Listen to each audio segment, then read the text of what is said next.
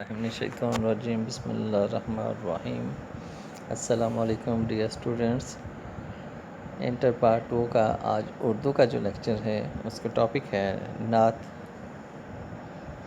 نعت جس میں وہ نظم جس میں رسول کریم صلی اللہ علیہ وآلہ وسلم کی تعریف بیان کی جائے۔ اس کے شاعر ہیں حافظ طیب جو 1931 میں پیدا ہوئے وہ 2004 کو اس جہان فانی سے رخصت ہو گئے۔ تو اس کا پہلا شعر: خوش حسال و خوش حیال و خوش خبر خیر البشر صلی اللہ علیہ وآلہ وسلم، خوش نژاد و خوش نہاد و خوش نظر خیر البشر صلی اللہ علیہ وآلہ وسلم۔ خوش حسال اچھی عادات کا مالک ہونا۔ خوش حسال کا مطلب اچھی عادات کا مالک ہونا۔ خوش خیال کا مطلب ہے اچھی سوچ رکھنے والا۔ خوش خبر کہتے ہیں اچھی خبر پہنچانے والے۔ خیر البشر صلی اللہ علیہ وآلہ وسلم، بہترین انسان حضرت محمد صلی اللہ علیہ وآلہ وسلم کا لقب۔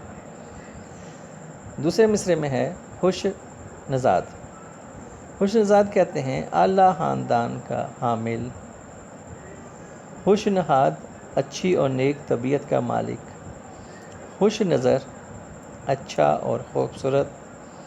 خیر البشر صلی اللہ علیہ وآلہ وسلم، بہترین انسان حضرت محمد صلی اللہ علیہ وسلم کا لقب ہے۔ نبی کریم صلی اللہ علیہ وآلہ وسلم کی ذات مبارکہ وہ عظیم ذات ہے جس کا ذکر خود اللہ تبارک و تعالیٰ نے بلند کیا ہے۔ قرآن مجید فرقان حمید میں اللہ تبارک و تعالیٰ نے ارشاد فرمایا وَرَفَعْنَا لَكَ ذِكْرَكَ، نبی کریم صلی اللہ علیہ وسلم ہم نے آپ کا ذکر بلند کر دیا ہے۔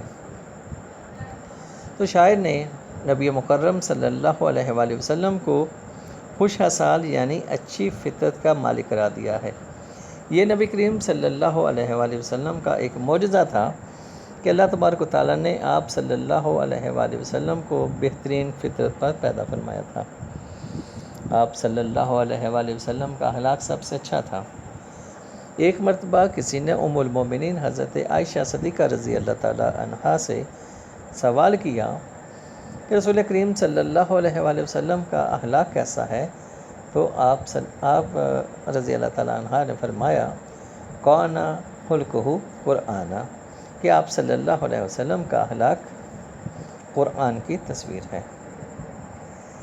شاعر نے مدحت رسول صلی اللہ علیہ وآلہ وسلم کے لیے جو اگلی ترکیب بیان کی ہے وہ ہے خوش خبر۔ گویا آپ صلی اللہ علیہ وسلم خوشخبری دینے والے تھے۔ آپ نے قرآن کی صورت میں بنے روح انسان کو ایک خوشخبری دی تھی۔ آپ صلی اللہ علیہ وسلم نے گمراہ معاشرے کے انسانوں کو جہالت، قتل و غارت اور بے روی سے بچا کر صراط مستقیم پر ڈالا، تو یہ ان بھٹکے ہوئے انسانوں کے لیے خوشخبری ہی تھی۔ شاعر نے آپ کو خوش خیال بھی کہا، یعنی آپ صلی اللہ علیہ وسلم کی سوچیں، افکار و خیالات سب سے بہترین تھے۔ آپ نے ہمیشہ اپنی امت کے لیے درست اور مثبت سوچ کا اظہار فرمایا۔ وہ لوگ جو آپ صلی اللہ علیہ وسلم کو گالیاں دیتے، آپ صلی اللہ علیہ وآلہ وسلم انہیں بھی دعائیں دیتے۔ آپ صلی اللہ علیہ وسلم کا وادی طائف کے نوجوانوں سے پتھر کھا کر دعا دینا بھی آپ صلی اللہ علیہ وسلم کی مثبت فکر کی ایک علامت ہے۔ ساری مخلوق پہ حاصل ہے فضیلت تجھ کو، اللہ اللہ تیری شان مدینے والے۔ دشمنوں کو بھی دعاؤں سے نوازا تو نے، دوستوں تک ہی نہ محدود رہا تیرا کرم۔ تو نبی کریم صلی اللہ علیہ وآلہ وسلم بہترین انسان ہیں۔ آپ صلی اللہ علیہ وسلم کا لقب خیر البشر ہے۔ دوسرا شعر ہے دل نوازو دل پذیرو دل نشینو دل کشا۔ دل نوازو دل پذیرو دل نشینو دل کشا، چارہ سازو چارہ گر چارہ سازو، چارہ کارو، چارہ گر، خیر البشر صلی اللہ علیہ وسلم. دل نواز، دل جیتنے والا دوست. دل پذیر، دل میں اتر جانے والا. دل نشین، دل میں گر کرنے والا. دل کشا، دل خوش کرنے والا. دوسرا مصرع. چارہ کار. چارہ کار کام بنانے والا، چارہ ساز بھی کام بنانے والا. چارہ کار کہتے ہیں معالج کو، طبیب کو. اس شعر میں حافظ صاحب بیان کرتے ہیں کہ نبی کریم صلی اللہ علیہ وآلہ وسلم کا اخلاق نہایت عمدہ تھا، اور اسی خوبی کی بدولت اپنے پرائے، دوست دشمن، چھوٹے بڑے سب آپ صلی اللہ علیہ وآلہ وسلم سے متاثر تھے، اور آپ صلی اللہ علیہ وآلہ وسلم نے ان سب کے دل جیت لیے.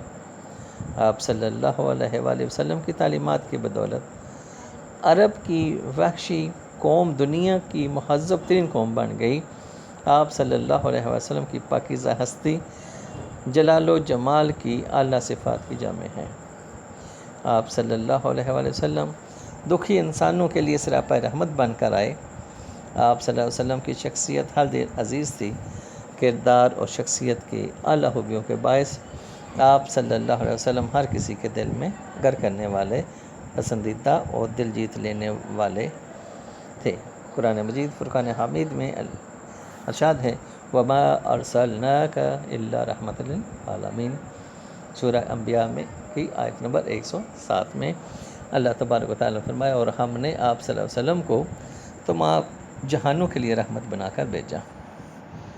آپ دل نشین تھے، یعنی آپ صلی اللہ علیہ وسلم نے لوگوں کے دلوں میں اپنا مقام بنا رکھا تھا کہ کوئی بھی آپ صلی اللہ علیہ وسلم کو اپنے دل سے نکالنے کا سوچ بھی نہیں سکتا تھا. ویسے بھی یہ اللہ تعالیٰ کا حکم ہے کہ محبت رسول شرط ایمان ہے، اور عشق رسول صلی اللہ علیہ وسلم کے جذبے کے تحت بھی یہ ثابت ہوئی ہے.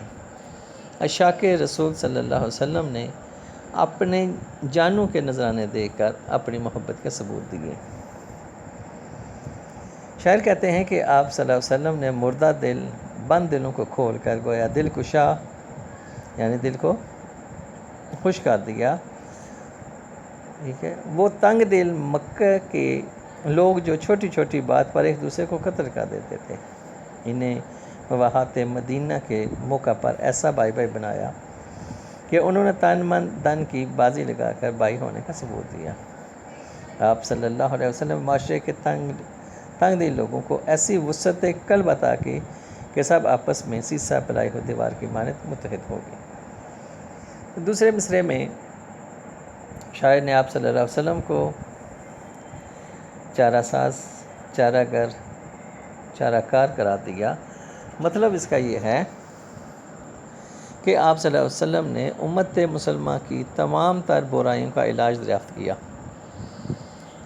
آپ صلی اللہ علیہ وسلم سے قبل پورا معاشرہ تباہی اور بربادی کا شکار تھا. انصاف نام کی کوئی چیز معاشرے میں نہ تھی. قتل و غارت، زنا، شراب نوشی، بیٹیوں کو زندہ درگور کرنے جیسی روایات عام تھیں. انسانوں کو غلام بنایا جاتا تھا. اور پھر آپ صلی اللہ علیہ وسلم تشریف لائے.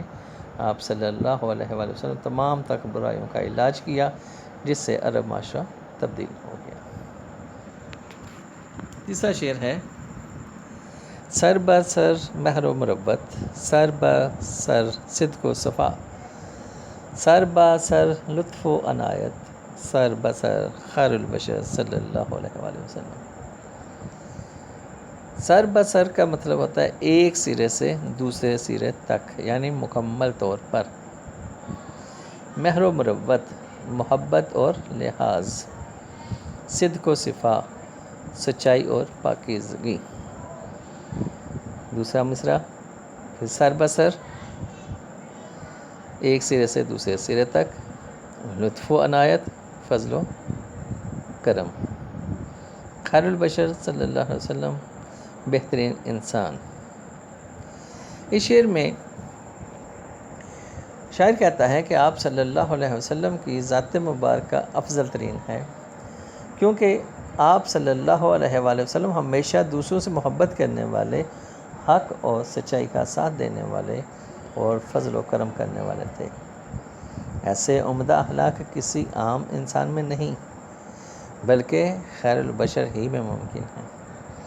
آپ صلی اللہ علیہ وآلہ وسلم نے محبت اور اخلاق کا عمدہ نمونہ دنیا کے سامنے پیش کیا۔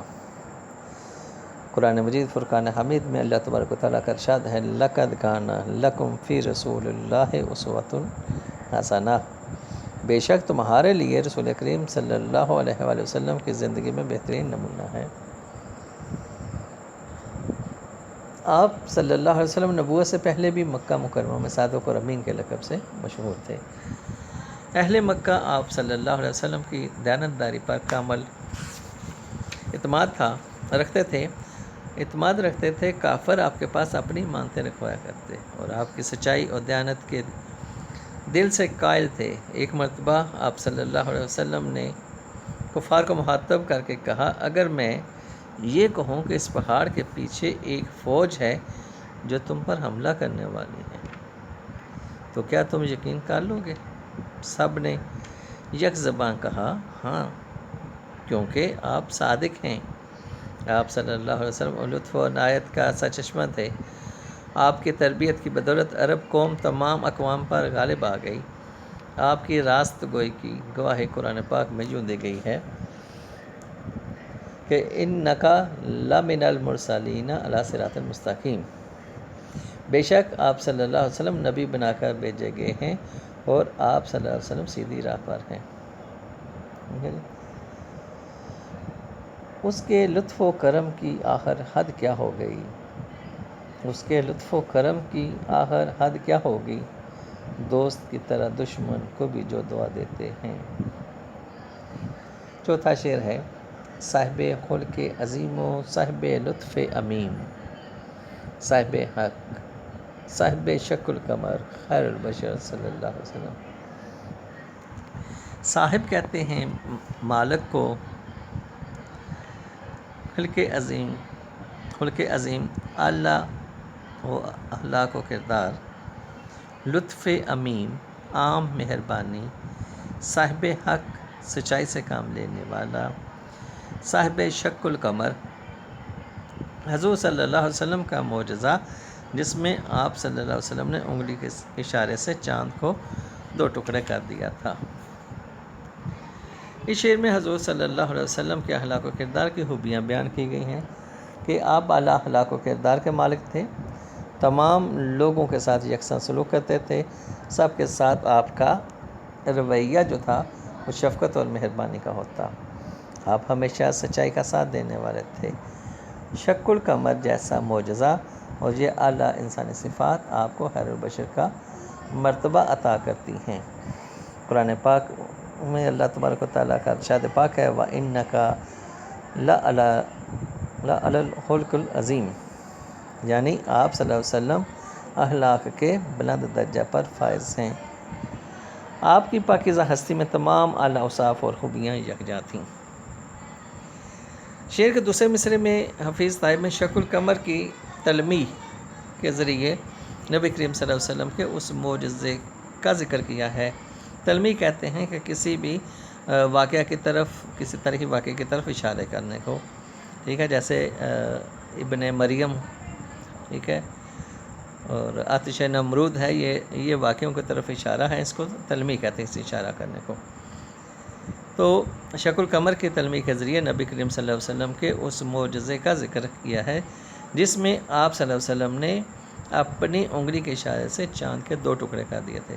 کہا جاتا ہے کہ ایک شام مشرکین خانہ کعبہ میں اکٹھے ہو کر آپ کی خدمت میں حاضر ہوئے اور کہنے لگے کہ اگر آپ چاند کو 2 ٹکڑے کر کے رکھ دیں تو ہم آپ صلی اللہ علیہ وسلم پر ایمان لے آئیں گے۔ اس انوکھی شرط پر آپ نے دعا فرمائی اور چاند کی طرف انگلی سے اشارہ فرمایا۔ دیکھنے والوں نے دیکھا کہ چاند کا ایک ٹکڑا پہاڑی کی ایک طرف اور دوسرا دوسری طرف چلا گیا، پھر آنن فانن دونوں ٹکڑے آپس میں مل گئے۔